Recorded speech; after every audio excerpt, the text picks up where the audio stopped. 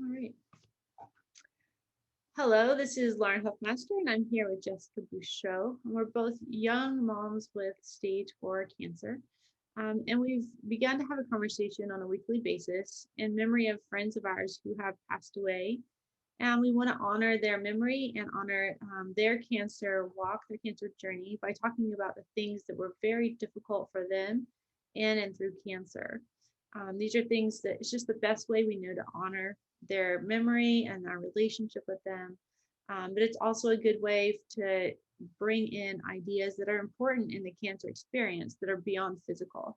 We want to talk about these emotional side effects of cancer and how they impact our relationship. And so today we're going to honor a friend of mine whose name is Diana. She passed away, and her identity was all about relationship. She was a good friend, and she lived to be a good friend. And yet, in and through cancer, she found that a lot of her friends couldn't understand her cancer experience. And at the end of her life, there were very few, good, solid friends with her compared to the friends she's had throughout her life. And this is a very common experience, I think, because cancer is such an isolating experience. So Jessica and I are going to talk today about some tips maybe for those watching, but also just the experiences we've had, the good and the bad, the things that hurt and the things that could get better. So hi, Jessica. Hi, thanks for doing this again. And I'm so sorry about your friend.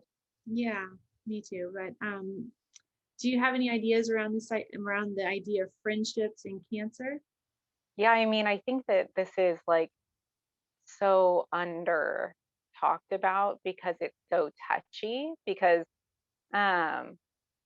I think that cancer survivors can talk to each other about it, but we probably don't talk that much to our caregivers or our friends or acquaintances about it because um, it's already isolating enough as it is, and to further alienate yourself by speaking out about the hurt that you experience through social isolation with cancer could make it worse, right? So sometimes I find myself sort of walking on eggshells to not say things, but I definitely, if you talk about like all the parts of cancer, the first thing that comes to mind obviously is like the diagnosis process, right? Like when you're first diagnosed, it feels like you find out very quickly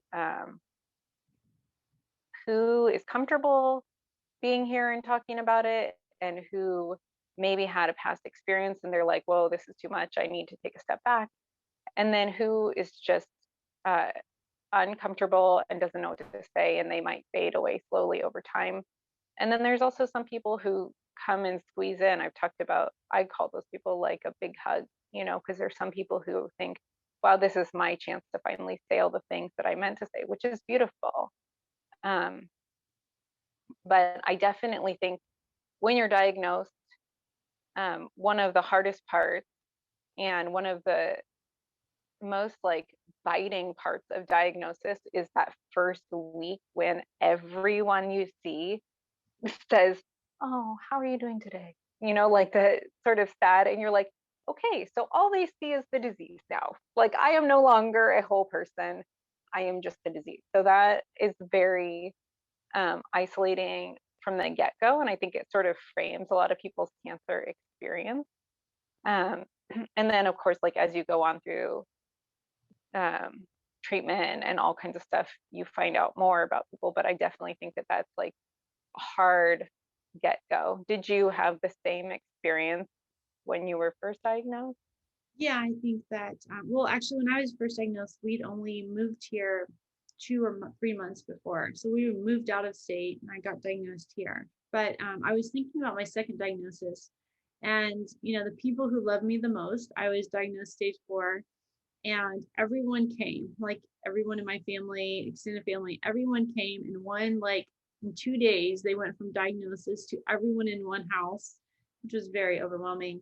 But even though there was like 30 people in the house and they'd all come to see me, not a single person spoke to me. It was the strangest, most like surreal experience because I knew people loved me enough to set aside all their plans, to set aside, to cross the country, do whatever they had to do to get there in that moment. But then it was like silence. Like I asked my husband later, I was like, everyone's like just here staring at me. He's like, oh no, when you leave the room, they talk about you plenty. I'm like, that's not helpful. Like, and so it was really, really hurtful. I know they went out of their way to make an effort, but then it was there to stop because they didn't know what to say, right? They didn't know what to say. They didn't know how to respond. They didn't know if I was going to die tomorrow because it's stage 4 and that sounds scary. They didn't know so many things. It's a new experience for them. They forget it's a new experience for me too. And I'm actually the one that's like really having to process this. Maybe they're planning childcare for the next 5 years. I don't know what they're talking about, but for me, I was having to plan for, like what I expect from my future. And I think a lot of that silence made me feel like they were expecting me to die, so I should probably expect the same thing for myself. I think that initial response where they weren't like, hey, let's plan a party next Thursday or something, like creating good things to help me move forward and remember that life is still happening around me. And they didn't do that. They just lived in silence, like I almost wasn't there already. That made me really embrace this idea that people are already counting me out of the picture. And it made me feel like it was time for me to also sort of prepare just to be gone. Like, well, if this is what they're planning for, then maybe I should just help them and start planning for that as well. And that was really hard. I had a lot of other people who just, my experience was just people not knowing what to say. Yeah, I mean, I think that's pretty universal, is that people don't know what to say. And then there's also the like a lot of people saying the wrong thing, and not like with intention of saying the wrong thing, but like I feel like I know every single relative of a friend of mine who died of cancer because Yeah. people like, oh, you got diagnosed with colon cancer. My second cousin, once removed, died of that. I was like, oh, really not productive or helpful or inspirational. I mean, and I know it comes from a good place, but it's definitely not, super helpful. And then I also found that people who told me survival stories of like high survival rate cancers, that didn't help me feel a lot better either. Probably because I have colon cancer and the stage 4 survival rates are really bad. And obviously, Google let me know that, unfortunately. Um, but I mean, my doctors were clear about it too. But people don't realize that cancer has one like overlying word over all of it, but it's many different diseases, and the treatment process and how you feel and the symptoms and the survivorship is very different. So sometimes I felt like when people told me those stories, it made me feel like they wanted me to be something that I wasn't in that moment. But yeah, I definitely have had times where it feels like a big elephant in the room, like what you're mentioning, like and then there's also times where people make like a deliberate effort to talk about anything but cancer, and I'm like, this is like a really big part of my life. Like, it's okay to talk about it. And I remember the first person that I felt like was really open to talking to me about it was actually like a childhood best friend who we had been through everything forever, but like fallen out of like being close, but we're always there for each other. But I feel like because we had had hard conversations our whole life, maybe it was a little easier. But that doesn't really explain like my family. Like, I've known them forever too, but it's still hard to talk about. But it's really hard to get in the head of each other. They don't know what I'm feeling or thinking, and I don't know what they're feeling or thinking. And so I do think that talking about it is helpful. It's just maybe we can come up with like a list of things that are more helpful than others. Yeah. But you're totally right, especially when you're in treatment. Everybody wants to tell you that they know somebody who died. And you're like, that's like you said, it's not helpful. Like, why do you want to tell me about all the different things that person did and then they died? Like right now, I am doing my very best to go through all my treatments. Like all you have to say is like someone I dearly love was impacted by cancer. And like stop there. Unless there's like some good spin on it. I don't need to hear about everybody who's all the terrible things that they went through, because I'm already experiencing my own, and it, like you said, it doesn't give me any strength. And maybe that's the point we should push here, is that whatever words are spoken, they should be like strength giving. Like I said, give me something to look forward to. That would be really helpful. Like if someone's diagnosed, plan them a party in 6 weeks, like after every treatment phase or something, like have them something to look forward to, give them a little escape of some sort. Acknowledgement is so important because most people don't know. Like if I say I'm going through chemo, everyone's got the same idea of what a chemo looks like, when I know phase 1 chemo is terrible, phase 2 chemo is fine. And ask specific questions about the different phases of treatment, I think would be helpful, not because of a morbid need to get details, but instead just to so you can empathize where we are in the process. And then, like I said, plan something, or just mark in your mind, drop off flowers when she said she's done on March 1st. Let's, create some kind of celebration to acknowledge that phase, because it's very, very difficult, and no one else seems to know. Um, no one's acknowledging you're doing these things that are literally the hardest thing you've ever done in your life, but no one acknowledges them. The only thing you get from doing them is that you're still breathing. And so to have people around you who are willing to engage in your process is really important. I think the most wonderful thing people can do is sit at chemo with you. I don't think anyone really ever volunteered to do that besides my husband and maybe my father. But I think that is the most sincere thing a person could do. Yeah, I had the opposite experience with that. Like I had a lot of people who wanted to come to chemo with me. Um, and that was fantastic because it's a good way to pass a long time. And I actually ended up allergic to one of my chemos. So it became a big ask at the end to spend 6, 8, 12 hours with me while I was getting infusions. And then also babysit me and watch me for allergic reactions. So it became a bigger ask. It was easier in the beginning, but um, I I felt like I loved and treasured that time with those people. And I think because we were in the setting of being around my cancer, right? Like we talk about it with the nurses in front of them over and over. I've got my port access, like all that. It opened up the dialogue more for real conversations about what cancer in my life means. Sometimes there's some people who came to chemo and just wanted to entertain me and be funny, and that was very welcome too. There were some days where it was just like light and easy, which I also needed sometimes. But I knew that um, if I had an allergic reaction or things got serious, that they could be there and you know support me. I mean, I think that right now, being in treatment and not being able to have someone with you is, I mean, it's just so hard.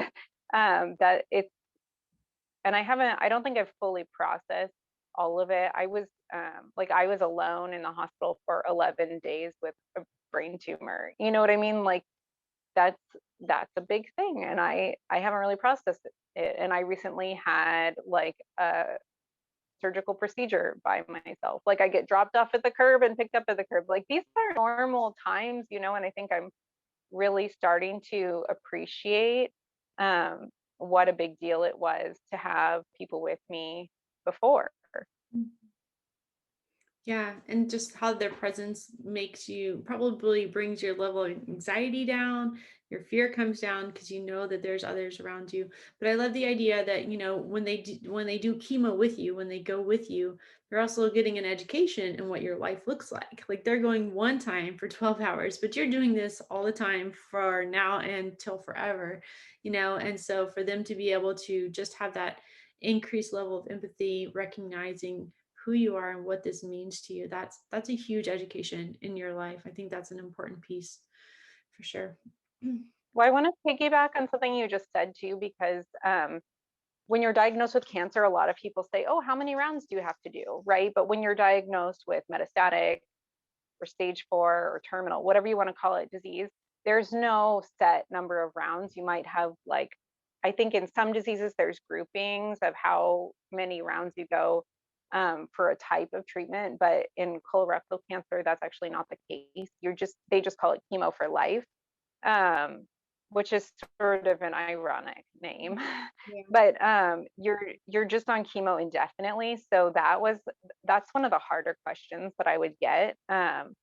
Because people would ask me, and I think I became desensitized to the question because I was asked it so many times, and I started saying like I'd make a joke like, oh, until I die, or until it stops working, and then on my better days I'd say, oh, until they find a cure, like, so, which you and I have talked about, like, we're in like a scientific revolution for cancer treatment. So I think that that's more the vein that I try and stay in mentally. But that's another like triggering question and that's also a point of recognition that metastatic cancer has unique um,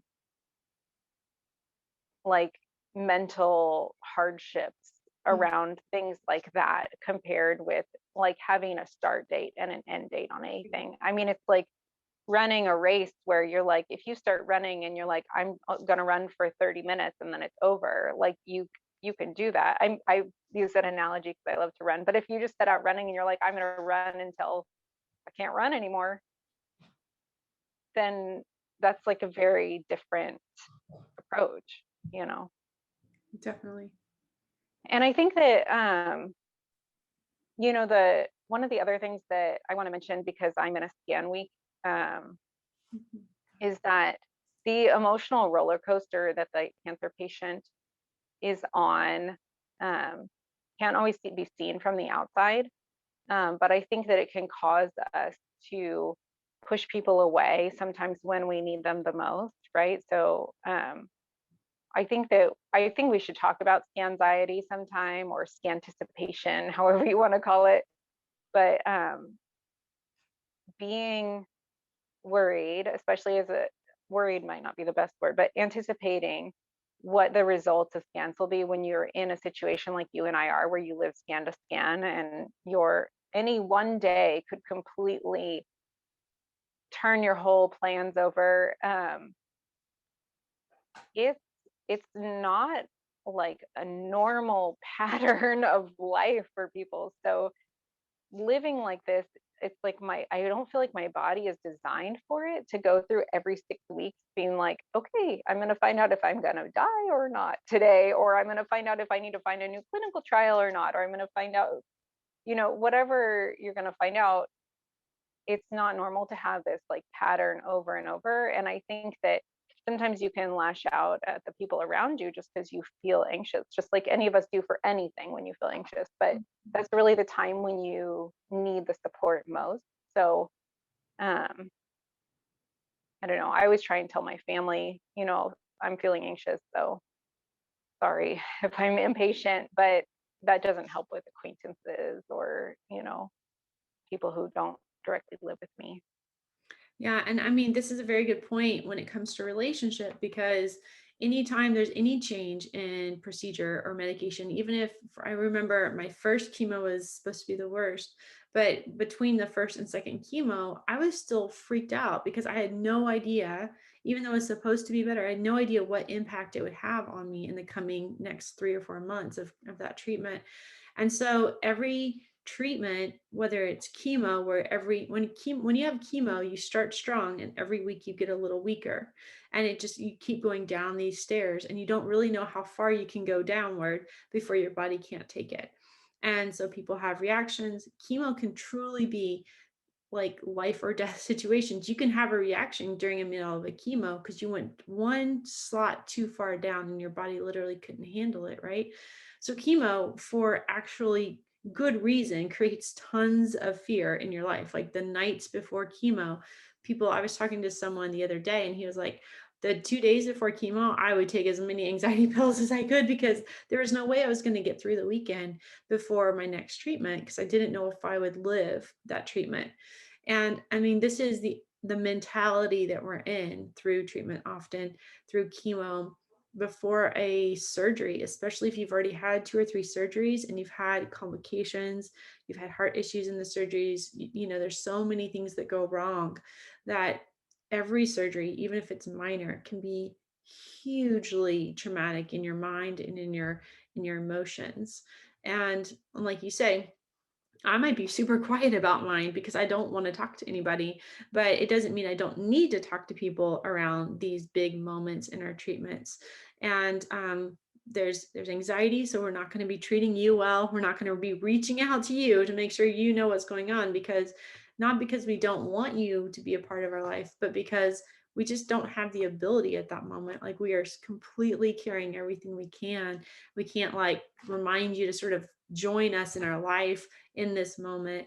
It's really up to friends and family to acknowledge in their mind like how they would feel and try to draw near us during these difficult situations. Yeah, I have one friend who, I don't know if she has it in her calendar on her phone or what, but um she doesn't live close to me, but she texts me every single time she knows I'm traveling for treatment and just checks in. And that has been just like so incredible. And it's funny because that actually happened in COVID, because I think that we've embraced far away friendships as much as we embrace close up friendships. So when life was busy with your local friends and all that, and I was posting pictures of all the friends I had at treatment and stuff like that, then I think that those long distance friendships were like, oh, she's fine, she's taken care of. But now everybody's a long distance friend, you know? So, and some people are getting out more than we are. But still, I mean, I think that it goes to show that you don't have to be close to someone, physically close to someone, to play an important role. And then the other thing too, that I think that a good way to be empathetic and to support people is to ask questions, which, we've talked about how hard it is when people offer their experience, which I think is like an easier way to default in conversation to talking about like a shared experience, but to ask a really specific question, not just to say, oh, let me know if you need anything, but to say like, hey, I'm going to the grocery store this week. What do you need me to pick up for you? Or I saw that you're traveling for treatment. How are you feeling? Like, or how are the kids handling distance learning?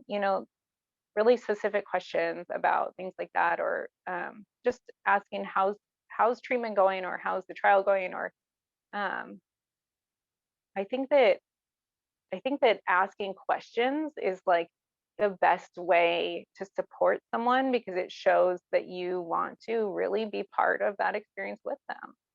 Mhm. Definitely. And I think it's a good point about long distance friendships right now, because you don't have to be my best friend to text me and say, like, hey, I see you're at treatment today. Wanted to let you know I'm thinking of you. Anybody could do that. And I think that we learned that, especially in the cancer community, because we make such lasting friends during cancer, right? During treatments. Strangers who's sitting next to us in the treatment room, start asking us questions. They know what we're experiencing because they're sitting there next to us. They can ask us about our cancer journey. And we become friends because we have this time every week with a stranger to have a conversation because we're in treatment, right? But friends who are already in our lives, even if we're not talking all the time, just to check in. I mean, it takes less than a minute to send a text once a week or once a month, but those minutes add up. 3 minutes adds up over time and becomes some of the most significant relationships, the best encouragement we could receive while we're in treatment. Yeah, and along those lines, the people who ask you, people who like to pray or meditate or visualize on specific things, people who send me something, they're like, okay, what are we praying for this week? Or what are we visualizing this week? That just like, I get goosebumps, because it just makes me feel like they want to be on this path with me. So it like really reminds you that you're not alone. And I think it helps, because what you mentioned about making friends with other cancer patients, you share like that, like really intimate part of your life, like with those people, right? Like the cancer going through cancer treatment is really hard, and really those are the only people who are really going to understand it, is people who are going through it, right? So you have like a commonality there that it's easy to make friends with, and I think that it would be very easy to let friendships with non-cancer people go, which is not a healthy thing at all. So I think that whatever you can do to not completely compartmentalize your life and have like all kinds of friendships and to nurture those is really good. And I think, asking questions is a good thing. And then, sending a quick text is a really good thing. It doesn't have to be a long conversation, but yeah, definitely those the people who check in regular are just, they have something extra that I think that'll be something that I'm changed forever because of that. I hope that I will be able to be that for other people too, that I'll think of them out of the blue. Mhm. One thing that people who are impacted by cancer often say is they need people who get it. Like they get it. I don't have to explain it to them. They get it. But I would really challenge everyone who's around someone impacted by cancer to learn how to get it. Like do your research. Don't tell me about your research, but do your research. Try to figure out what kind of meds we're on. Like ask me questions so that you can understand. You can get it. And then you can stand beside me and I won't have to necessarily explain it to you. I think someone, maybe it was you, Jessica, along the way said, stop asking me to explain my meds to you. Like, let me tell you the med, you go research it and tell, and then just come be my friend. I don't want to be your doctor or your counselor. But I would highly recommend that people either, whether it means you come to a chemo treatment or, stand with me, sit with me after chemo when I'm sick, when I'm back home, but figure out what it takes for you to get our experience, and then you'll know how to be a good friend to us because you understand what's happening in our lives. Yeah, sometimes you just need someone there who's, uh, it just feels like they're feeling it with you. Mhm. Mhm. It's funny, as a colorectal cancer patient, there's one medication that is light sensitive. So it's delivered to you in a like dark brown or black bag at infusion. So it's like going into the infusion center. It's like I looked at people. I'm like, hey, like I know you.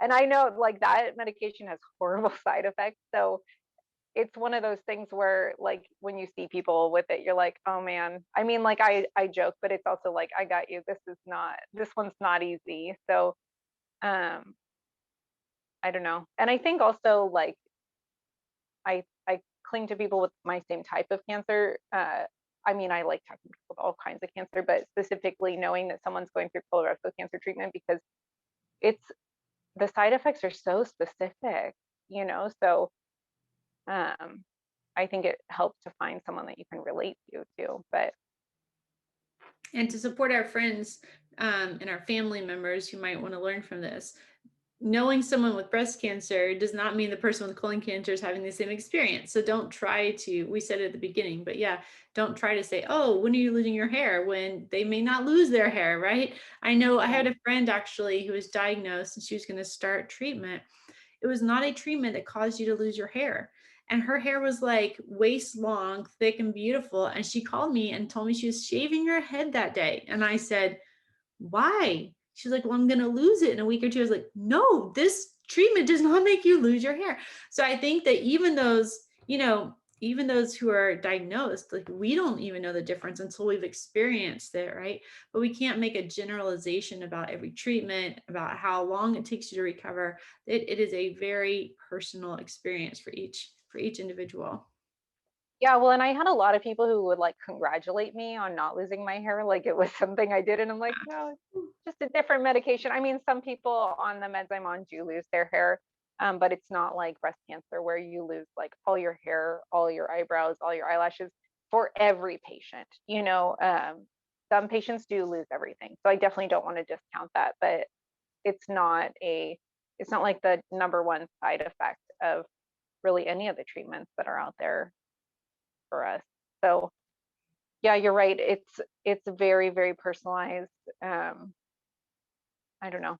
It's I think that It's really important though, like I can't emphasize it enough. It's really important to not let all the cancer survivors just get into a little box together and only be with each other. So, like in order to honor your friend, um, I hope that this conversation, like we're saying something like to let people know, like we need you. We Mhm. really do. And we need you to be here, you know, and really be invested and not just feel sorry for us, but be along the road with us. Like feel like you're here for the long haul. I know for me, one of the more painful experiences after I was diagnosed was seeing pictures or hearing that my like group of friends had gone out for mom's night out without me, and um, I a few of them I felt close enough to just say something, and they said, "Oh, well, we didn't know if you'd feel up to it, and we didn't want you to have to reject it." It's like, let me make that choice, you know, um, because making that decision for me is so hard. I think especially because cancer's been decided for me. Like I didn't get a choice in that, so let me make choices where I can make choices. And then they invited me along later once I had talked to them, and it definitely, and I couldn't always accept, but it definitely made me feel good to even be thought of, like same thing that you were saying, where it's not like they were already planning for life beyond your friendship. Yeah, that is one of the most hurtful things I experienced for sure is being left out. Like people assume that they saw me 2 weeks ago and I was stuck in bed. And so this week they're not going to invite me out. And this week I'm 3 weeks from my last chemo. I'm totally fine. Right. And then they just don't think to call me or ask me, or they just make plans without us. And that was definitely very, very difficult. Even like my husband would make a plan to do something stupid, like boring, and he didn't invite me. I was still like I was such a deep hurt that I every single activity that happened that I wasn't invited really hurt more, because being left out was one of the most painful things of the experience. um and again, like you said, I can always tell you I don't feel up to it. I can tell you I don't emotionally want to go out and like have to play all the relational games. I just want to sit at home. But just the idea that perhaps, yeah, they're already moving on, they're moving on, you're going to be left out of the equation from here on out. That was probably the most hurtful thing that happened in the course of cancer. I'd almost forgotten that, but yeah. Sorry to bring that up for No, you. it's fine. I mean, that's the whole point of this, is to remember what's hard, about our friends. I'm sure that's exactly what my friend was thinking. Like, things are happening and I'm not even acknowledged. Because what happens is, over the year or maybe 2 years of treatment, you stop getting asked, and then 2 years goes by and you're never asked again. Like, you're gone. That whole part of you is gone because no one asked you along the way. And when you're finally ready to start your life again, your life is like way down the road. You'll never catch up. And so that part of your identity just gets lost as well. Yeah, I mean, it seems like some friendships are able to withstand better than others, depending on like, what your relationship is like with the person. But that has been a really hard part. And I think that that's another like reason why educating yourself as a supporter of a cancer patient is so important, because like you said, chemo is like or any treatment is like a roller coaster. Like you have much better days and very bad days. But like I did all kinds of stuff even while I was on the chemo pump, like with it flowing into my body, depending on where I was, you know in my treatment cycle, or what else was going on in my life. So being included was just, I mean, I think that it's so huge. I went to like one big fundraiser thing with a chemo pump on, and it's like nobody even knew I had it. So I think that if you educate yourself a little bit about what someone's treatment is like, you could open up your mind to what they might be able to do. And then also, even if you're not ready.